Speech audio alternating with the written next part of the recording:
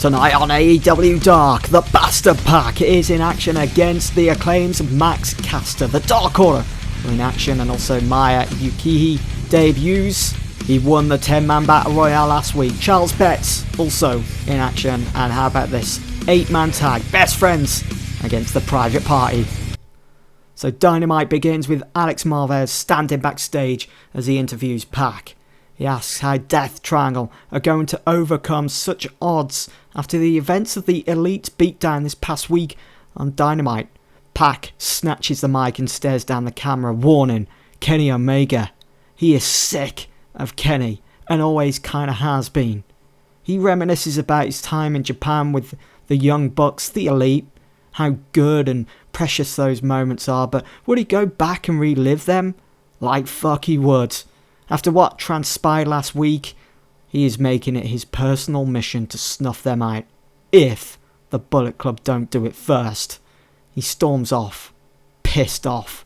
So we get a 57 for this segment with the Bastard Pack, who is finally back on AEW Dark. It's been a while since he's been in action on Dark.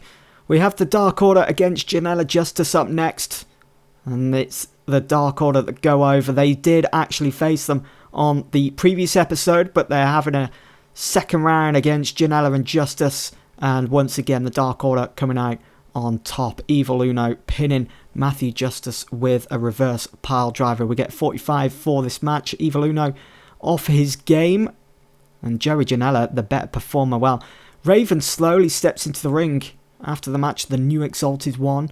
He nods at each member, then he turns to look at the entranceway, and out come John Silver and Alex Reynolds, who both search under the ring for a table. Eric Redbeard is out next as he slowly makes his way to the ring. Silver and Reynolds set the table, maybe finding it a bit troublesome, in which Justice is laid upon. Eric picks up Janela and powerbombs him through Justice and the table to devastating effect. Raven applauds slowly with a smirk. The Dark Order leave.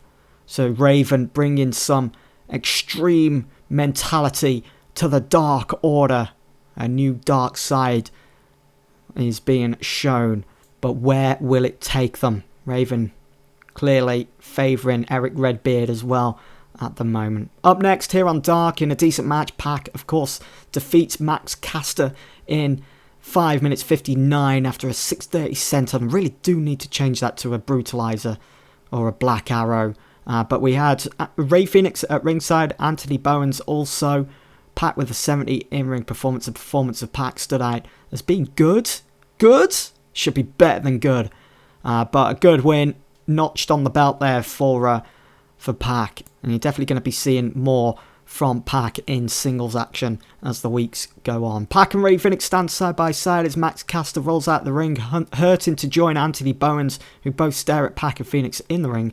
As they back up the ramp, they bump into Penta El Zero M, who smiles and then does his Zero Miedo into each of their face. He targets Bowens first, taking them both on. He rolls Caster into the ring.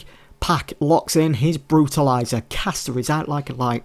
Pac eventually lets go as he points down the camera, maybe aiming his frustration at Kenny Omega after what went down on the previous episode of Dynamite.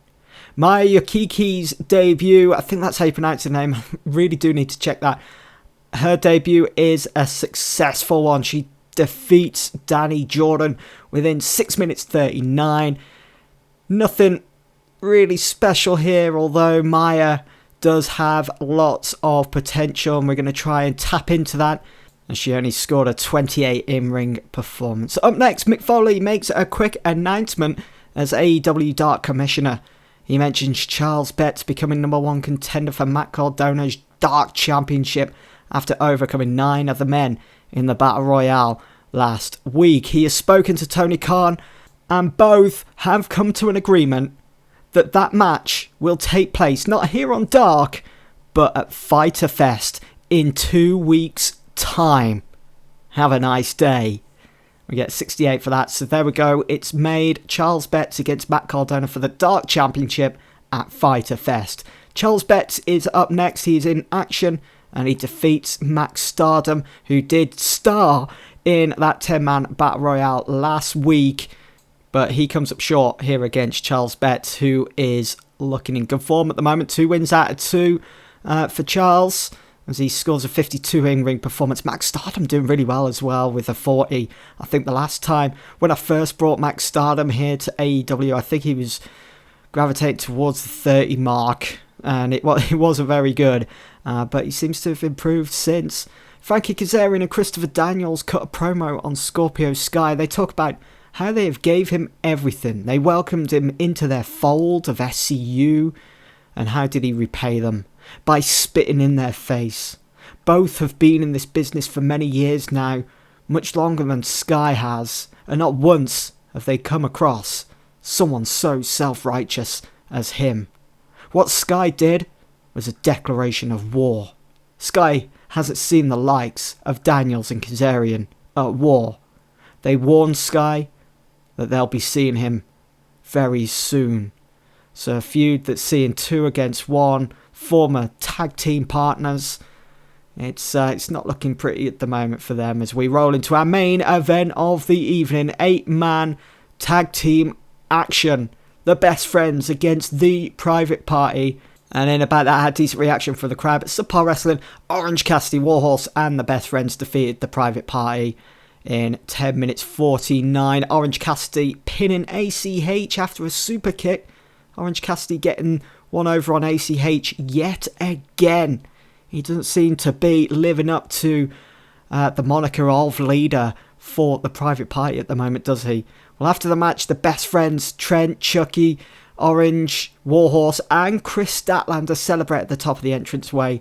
Warhorse tries to show Orange how to headbang, but to no avail.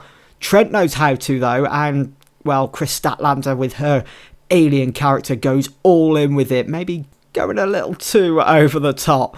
Meanwhile, in the ring, ACH pushes Isaiah and Marquen out frustration, but thinks twice about doing it to Hobbs, and he storms off, leaving the ring, as this week's edition of AEW Dark comes to an end.